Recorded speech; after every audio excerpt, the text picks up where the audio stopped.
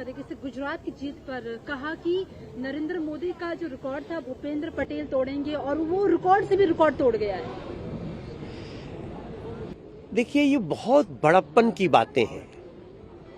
राजनीति में भी इतना बड़प्पन किसी में हो सकता है, किसी पार्टी में, किसी व्यक्ति में जो दुनिया का इतना बड़ा राजनीतिक व्यक्तित्व हो, तो नरेंद्र मोदी जी ने आज वो एक एग्जाम्पल दिया है।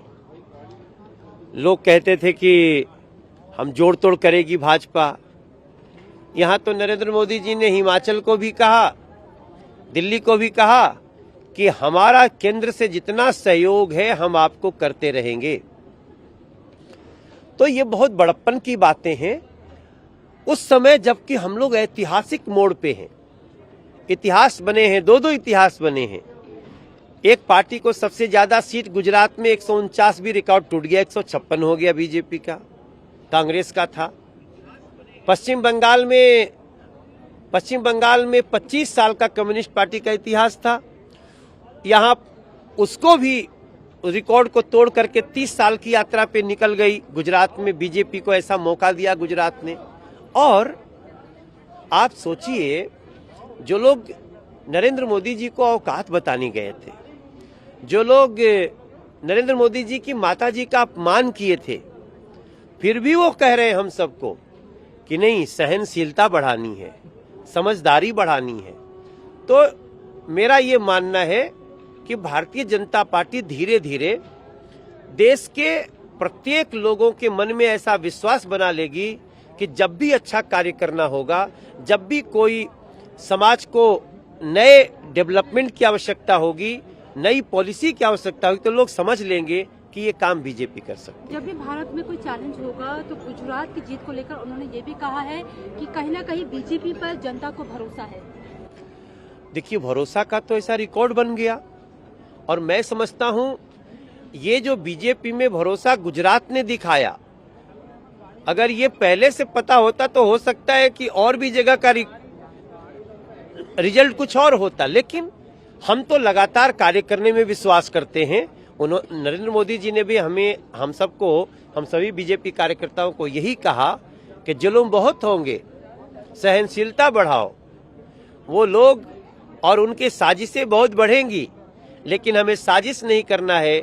हमें देश के युवाओं को ध्यान में रखते हुए आज फिर से उन्होंने इस बात को कहा कि देश के युवाओं को हम एक ऐसी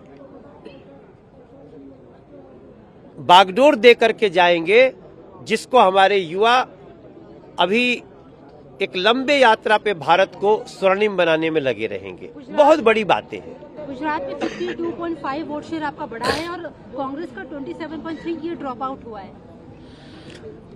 अब ये कांग्रेस चिंता करे, ये चिंता हमसे क्यों करवाते हैं आप?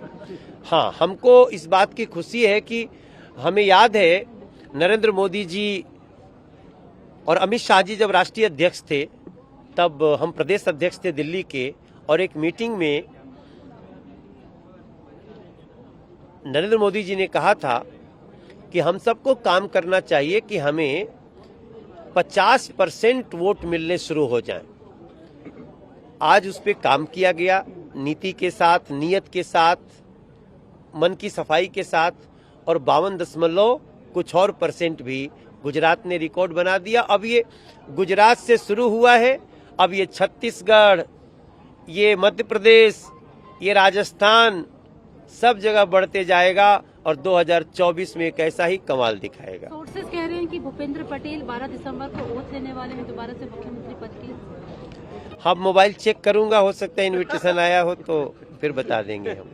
देखिए, भूपेंद्र जी का जिस प्रकार से आज नरेंद्र मोदी जी ने मंच से नाम लेते हुए सम्मान किया, एक इतना वैश्विक व्यक्ति अपने एक साथी का ऐसे सम्मान करे, ये भी राजनीति में एक बहुत बड़ा पहल है। और हम बीजेपी के लोग भी और बाकी दूसरे लोगों को भी ध्यान में रखना ही चाहिए। एक आखिरी सवाल है कि खड़गे जी बोल रहे हैं कि जो हार जीत हुई है इसका क्रेडिट नहीं लेना है।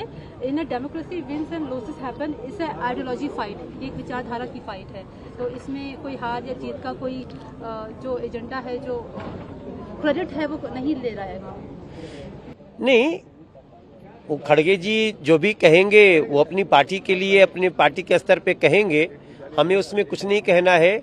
निश्चित रूप से जिस दिन लोकतंत्र को और लोकतंत्र के प्रति ईमानदारी से जिम्मेदारी को कांग्रेस समझ गई, तो मैं समझता हूं कि उनको और बहुत सारी जगह पे जो चोटें लग रही हैं वो ठीक होने लगे। तो वही कह रहे हैं कि विचारधाराओं की फाइट है बस ये। विचारधारा तो है ही है, इसमें कोई दो राय नहीं है।